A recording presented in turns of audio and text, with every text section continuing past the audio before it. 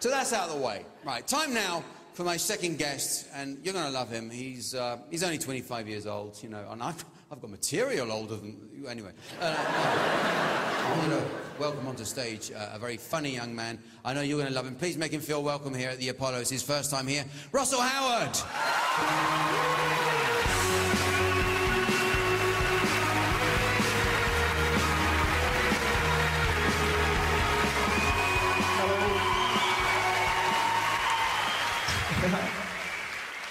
It's the funkiest garage of all time. Hello, lovely to be here. I love coming to London, it's fantastic. It's quite terrifying, right? When you arrive, because I live in Bristol, right, you arrive on the train, the first thing you hear over the tannoy, do not approach unattended packages. Beware unattended packages, watch out, Russell. In Bristol, I genuinely heard this the other day. Here, don't feed the pigeons. Very different. Now, occasionally, you'll hear something in the street so funny you'll nearly explode. I genuinely heard this the other day in Bristol. One girl said to another, honestly, Marie, his dick was so big I wanted to phone you. That is just mind-blowing. Can you imagine that? Marie, if I lived, I loved you! I exploded, you know that, you know your proper laugh. You know when you're not allowed to laugh, but all you can think about doing is laughing. It's like when you see an old lady get hit by a frisbee. You know it's wrong. You can't help it. And it's weird when you go like that. I once laughed like that during a funeral. Now, that is awkward, right? It was my dog's funeral. It was fairly weird. And the reason we got a dog in the first place was because I was afraid of dogs. Classic British parenting. Right, he's afraid of dogs. Let's get him a dog. Hey, you face what you fear, son. Now, what's all this about anal rape? I'm fine. Just a cuddle, you lunatic. My mum said goodbye to the dog, and my dad said, "Arr, arr!" And you know when you can feel your face just going like that? You never know when you're going to laugh at that. One of the funniest days I ever had, I went on the Countryside Alliance March, right? I'm not pro or anti-fox hunting, I just quite like watching posh people get beaten up. I know it's wrong, but if you can find me a more glorious noise than then I'll happily listen. You shouldn't laugh.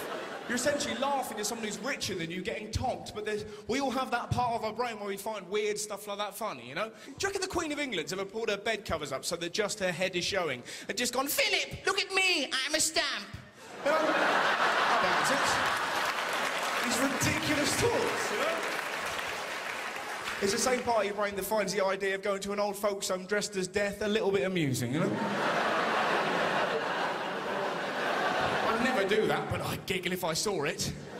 They were wonderful. If we didn't chase the fox, the entire country would be overpopulated by foxes. Is that what you want? Some hideous land of the foxes? Me, unable to leave my house for fear of a fox wandering up to me and stabbing me in the gizzards? Is that what you want? Is that you desire? Fox upon fox prowling along my paddock, flicking the V's at me, walking hand in hand with asylum seekers? Is that what you want?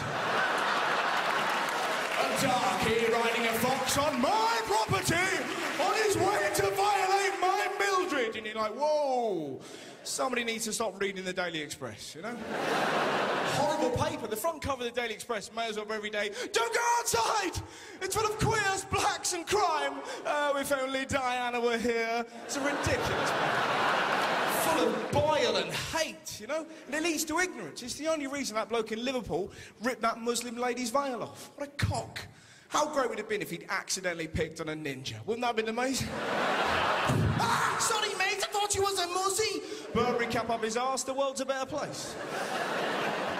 I love Defiance. One of the great stories I heard about. There was a bloke a little while ago who got put in prison for 3 days because he refused to stop kissing his boyfriend on a plane flight to Hong Kong.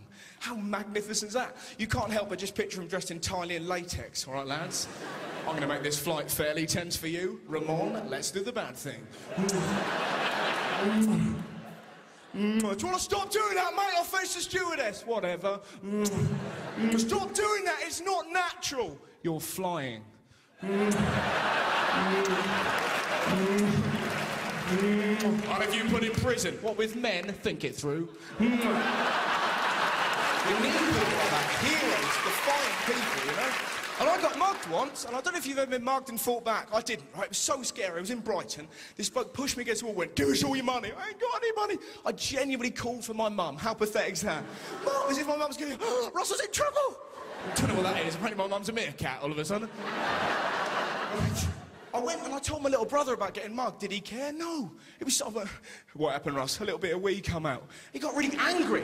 What'd you do that for? Like I'd done it on purpose. I'm not a toad. Didn't try and ward him off with my venomous piss. I didn't think you're under attack. Secrete, toad boy. Show him your powers. I've got my pants. He offered me advice, genuinely. Well, you know you're a weed, Russ. Just use your brain. Next time, bamboozle the mugger. That was his genuine advice. But how'd you bamboozle anybody? Someone, give us all your money. Well, you say that. But what, my friend, is the opposite to opposite? Consider yourself bamboozled. Who's next? You like my credit card details? What colour does a Smurf go when we choke it? You know my name. They call me the bamboozler. Ridiculous. The worst superhero in the world. If I was going to have any superpower, I'd like the ability to make somebody orgasm just by touching them once. Not for sexual purposes, that would be amazing in a fight. Kill him!